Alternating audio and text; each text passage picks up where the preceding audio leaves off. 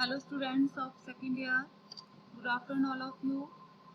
Girls, आज का जो टॉपिक है सामाजिक रूप से अनुमोदित व्यवहार को सीखना। देखिए, बात करते हैं कि जो सामाजिकरण की प्रक्रिया होती है पूर्व बाल्यावस्था में, सामाजिकरण की प्रक्रिया के बारे में बात करते हैं।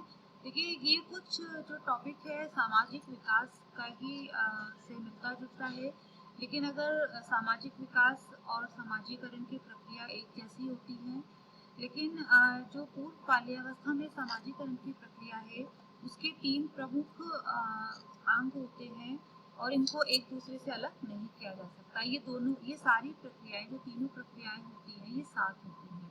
तो जैसे कि सामाजिक विकास के बारे में बात की थी कि पूर्व बाल्यावस्था में सामाजिक विकास। देखिए, सामाजिक विकास क्या होता है कि समाज से जो भी अनुमोदित व्यवहार होते हैं, यानी कि जो समाज होता है बालकों से किस तरह के व्यवहार की अपेक्षा करता है। अगर वो बालक उस तरह के व्यवहार नहीं करता है तो इट मीन्स उसका सामाजिक विकास अच्छा नहीं हो रहा है। तो यही सामाजिकरण की प्रक्रिया होती है।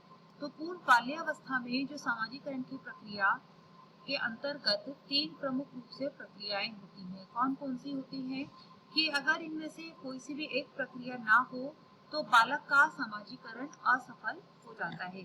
तो बात करते हैं कि ये तीन प्रक्रियाएं सामाजिकरण की कौन कौन सी हैं। देखिए, सबसे पहले आती है सामाजिक रूप से अनुमोदित व्यवहार को सीखना। कि जैसे कि मैंने भी बताया कि समाज जब बच्चों से किस प्रकार के व्यवहार की अपेक्षा करता है, अगर बच्चा वो नहीं करता, बालक नहीं करता, तो इट मीन्स उसका सामाजिक विकास अच्छा नहीं है। तो सामाजिक रूप से अनुमोदित व्यवहार को सीखना प्रत्येक सामाजिक समूह के उसके सदस्यों के लिए एक मान्य व्यवहार के मानक होते हैं। अतः सामाजिक बनने के लिए किसी भी बालक को सामाजिक बनने के लिए बालकों को केवल यह ज्ञान होना चाहिए कि जो अनुमोदित व्यवहार क्या है, साथ ही अपने व्यवहार में उन मान्यता प्राप्त व्यवहार की जानकारी रखना एवं उसके अनुसार अपने व्यवहार का तरीका स्थापित करना भी।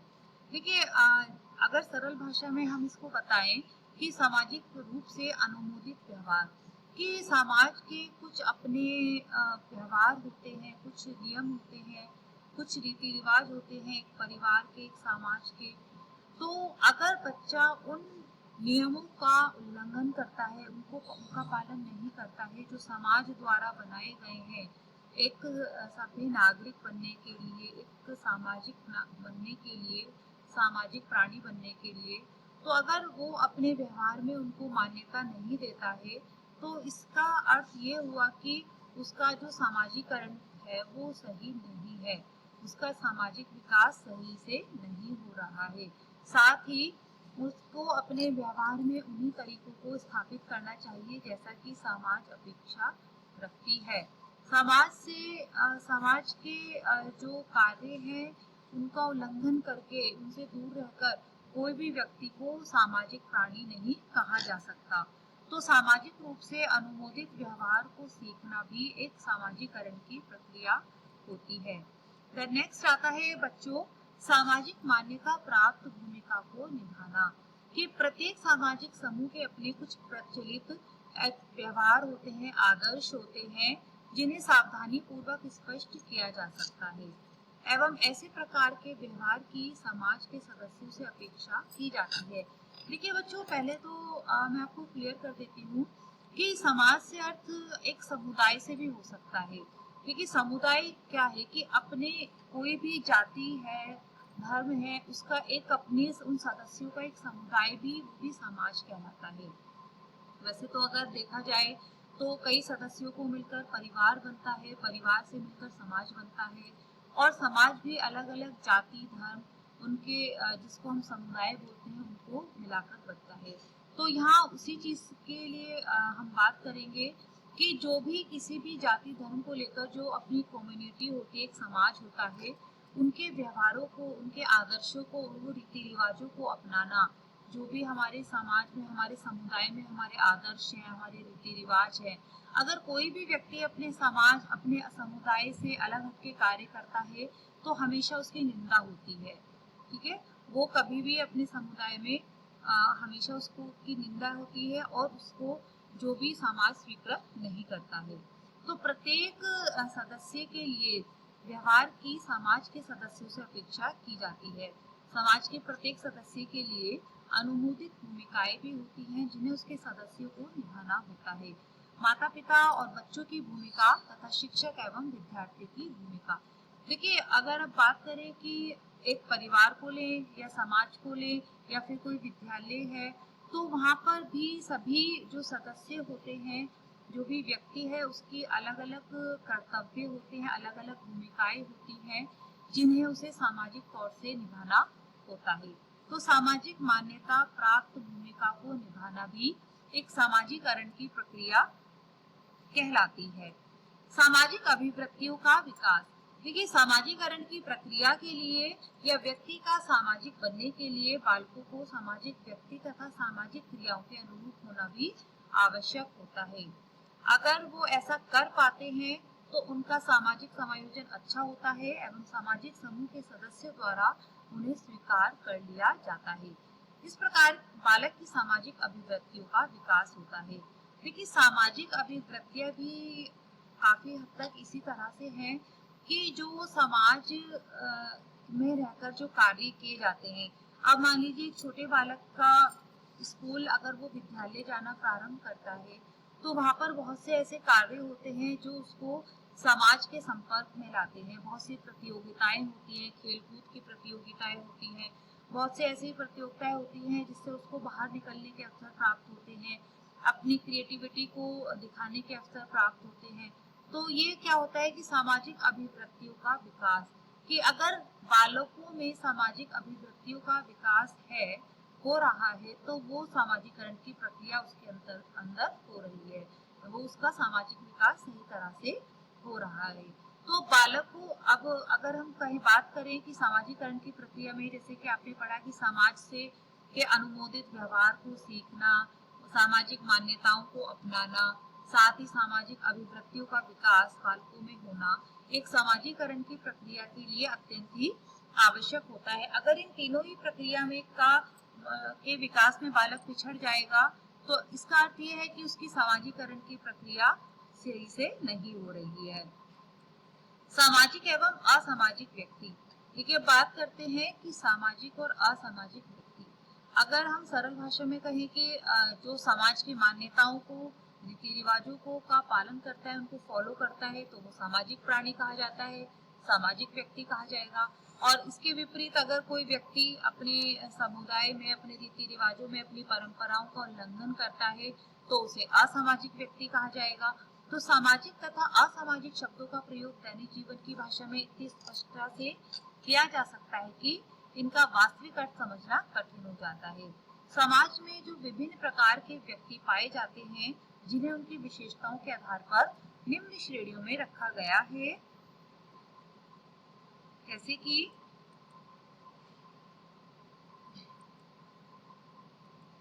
सामाजिकता का अभाव वाले व्यक्ति। देखिए, सामाजिकता का अभाव कि ये वे व्यक्ति होते हैं जिनके व्यवहार में सामाजिकरण की प्रक्रिया की सफलता परिवर्तित नहीं होती, जो कि सामाजिक व्यक्ति की विशेष होती है। देखिए, जैसे कि व्यवहार में सामाजिकरण की प्रक्रिया की सफलता, कोई कोई व्यक्ति होते हैं कि उन पर अपनी जो समुदाय है, अपने समाज को लेकर बहुत सी जिम्मेदारियां होती हैं, बहुत सी जो उनके जो रूल्स रेगुलेशन, जो परंपराएं होती हैं, रीति रिवाज होते हैं, उनको वो पालन करने के लिए, उनको फॉलो करने के लिए बिल्कुल दृढ़ निश्चय रखते हैं। लेकिन कोई कोई व्यक्ति ऐसा भी होता है कि जो इन चीज़ों की परवाह नहीं करते हैं, उन पर कोई प्रभाव नहीं पड़ता है कि समाज में उनका जो व्यक्तित्व है वो किस तरह से उनको विकसित हो रहे हैं, उनकी क्या छवि है समाज में, उनको क्या जो दर्जा है वो मिला हुआ है समाज में, वो एक अच्छा नागरिक बन पा रहे हैं, नहीं बन पा रहे हैं। तो यही है कि सामाजिकता का अभाव वाले व्यक्ति देखे गए हैं। देन असामाजिक व्यक्ति। असामाजिक व्यक्ति, इन व्यक्तियों में भी सामाजिकता की भावना का अभाव पाया जाता है।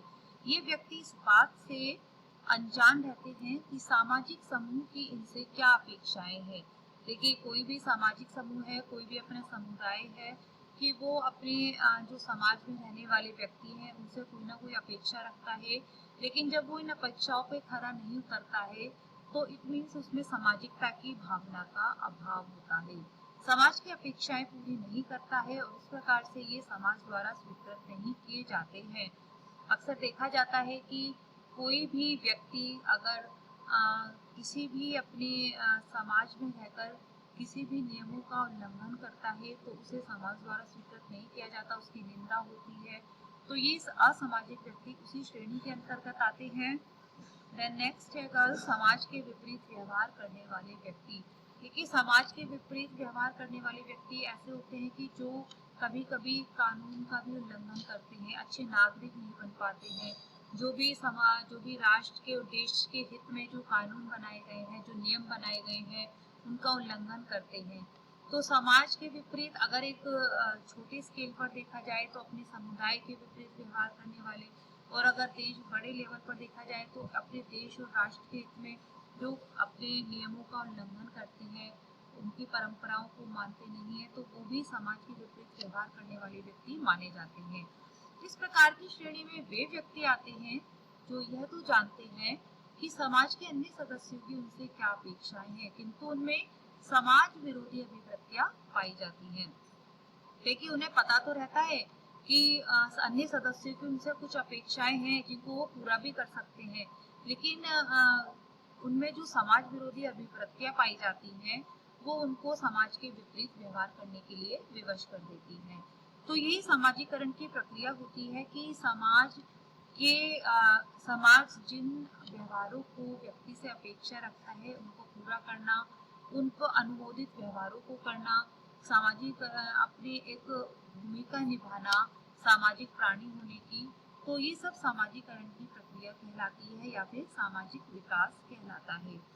देखिए, सामाजिक विकास और सामाजिकरण तब तक किसी बालक का सही ढंग से नहीं हो सकता जब तक उसको परिवार में रहकर अच्छे संस्कार, अच्छी शिक्षा, उसको अच्छा माहौल, अच्छा वातावरण, माता पिता के द्वारा अनुमोदित व्यवहार उसको कैसा प्राप्त हुआ है, ये सब भी उसके सामाजिक विकास को प्रभावित करते हैं। साथ ही अगर दूसरे नंबर पर देखा जाए तो विद्यालय, जब बच्चा स्कूल जाना प्रारंभ करता है, यानी कि विद्यालय में शिक्षकों शिक्षिकाओं द्वारा उसका व्यवहार, साथ उसका जो शिक्षकों शिक्षिकाओं की भूमिका उसके साथ कैसी है, उसको आगे बढ़ने के लिए मोटिवेट करना, उसके समूह साथी कैसे हैं, तो ये सब चीजें जो होती हैं बच्चों के सामाजिकरण की प्रक्रिया पर प्रभाव डालती हैं, साथ ही उनके सामाजिक विकास को आगे बढ़ाती हैं। ओके गर्ल्स, आई होप आपको सामाजिकरण की प्रक्रिया के बारे में समझ में आया होगा। द नेक्स्ट द लेक्चर से मिलते हैं। Thank you.